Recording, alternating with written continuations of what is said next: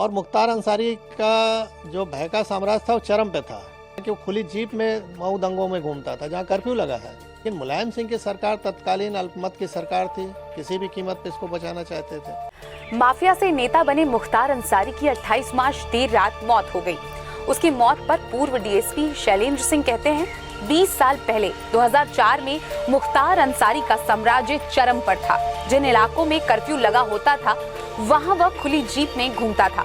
उस समय मैंने एक लाइट मशीन गन बरामद की थी। उससे पहले या बाद में कोई बरामदगी नहीं हुई थी। मैंने उस पर पोटा भी लगाया, लेकिन मुलायम सरकार उसे किसी भी कीमत पर बचाना चाहती थी। आगे उन्होंने जो बताया उसे आप इस वीडियो के जरिए सुनिए।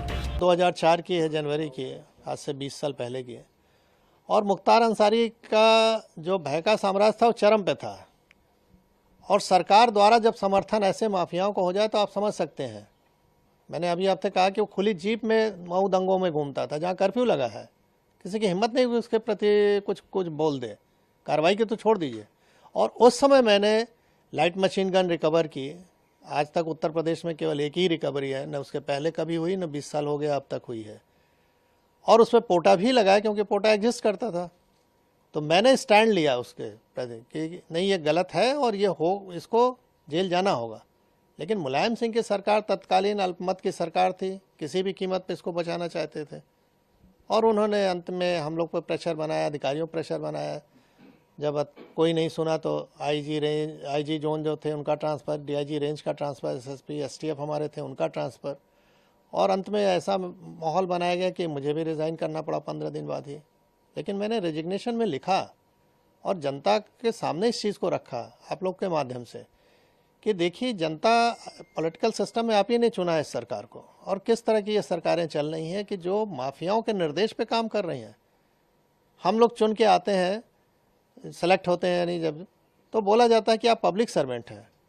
आम बोलचाल की भाषा में हम कहते हैं गवर्नमेंट सर्वेंट है, और हो गए हम पार्टी के एजेंट अगर काम करें जिस तरह से वो कह रहे हैं। तो ये गिरावट की स्थिति बहुत ही खतरनाक थी। धीरे धीरे इस पर लगाम लगा है। न्यायालय में अब निर्णय आने लगे हैं जो कभी नहीं आते थे, दशकों तक, 2-2 दशक तक नहीं आए, अब आ रहे हैं 3-3 दशक के बाद। तो स्थिति बदली है, नो डाउट, और उसका नतीजा आप लोग देख रहे हैं कि अपराध में कुछ भी हो रहा है। सर, क्या लगता है उस समय कितनी बड़ी चुनौतीपूर्ण रही कार्रवाई जो मुख्तार अंसारी पे आपने की, और आज जिस तरह से आपने कहा न्यायालय में निर्णय आ रहे हैं, कानून व्यवस्था जिस तरह से है, उस समय अगर वो ऐसा रहता तो क्या उस समय मुख्तार अंसारी पे कार्रवाई हो सकती थी? नहीं, स्वाभाविक है। अगर शासन प्रशासन, हम तो किसी सपोर्ट की भी उम्मीद नहीं करते थे, हम तो अपने दम पे रिकवर किया, मैंने अपनी टीम के साथ। तो हमको सपोर्ट की ज़रूरत नहीं है, हमको तो हम ड्यूटी है मेरी, हम कोई मेहरबानी नहीं कर रहे थे किसी पे।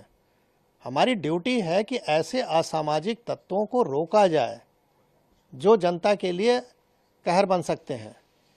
तो मैं तो अपनी ड्यूटी कर रहा था। अगर मुझे ये ड्यूटी केवल करने दिया जाता, मुझे सपोर्ट की कोई ज़रूरत नहीं। सपोर्ट तो सिस्टम बना हुआ है गवर्नमेंट के कि हमको फोर्स दे रखा है, हमको आर्म्स एम्युनिशन दे रखा है।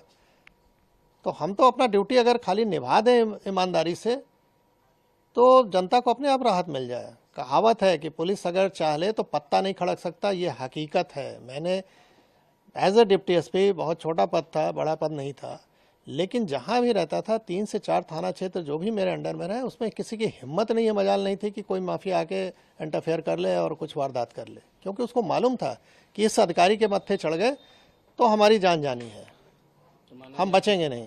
आपकी कार्रवाई के बाद फिर आप पे दबाव बनाया गया? वही कि दबाव नहीं बनाया गया होता तो मैं इतनी अच्छी नौकरी क्यों छोड़ता भाई। जब मुझे लगा कि मैं अब कुछ नहीं कर सकता इन लोगों के सामने, तो कम से कम बाहर आके जनता को तो बताऊं कि हो क्या रहा है। शायद अगर हम नौकरी में रहे होते तो ये पक्ष कोई देख ही नहीं पाता कि किस तरह का दबाव बनता है। तो आज मैं जीता जागता उदाहरण हूं कि इस तरह की सरकार अगर रहे, चले, तो कैसे आप जनता को रिलीफ पहुंचाओगे। अगर सरकार सही नहीं चले तो अधिकारी काम नहीं कर सकता है।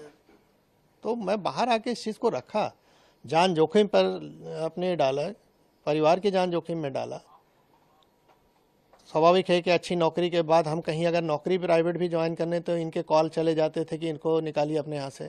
किराए का मकान नहीं मिलता था, रात में सामान कहीं लेके रख दिया तो सवेरे वहाँ से खाली करना पड़ता था। तो ये सब चीज़ें देखी, लेकिन अब उस पर ज़्यादा नहीं बोलना है। हाँ, ये है कि जो जैसा करता है वैसा उसको भोगना पड़ता है। ऊपर वाले के यहाँ देर है अंधेर नहीं है। 20 साल का समय लगा, लेकिन वो अपनी मौत मरा। जो डर दूसरों पे कायम किया था वो डर उस पर हावी हो गया और अंत में हार्ट अटैक से उसकी मृत्यु हुई।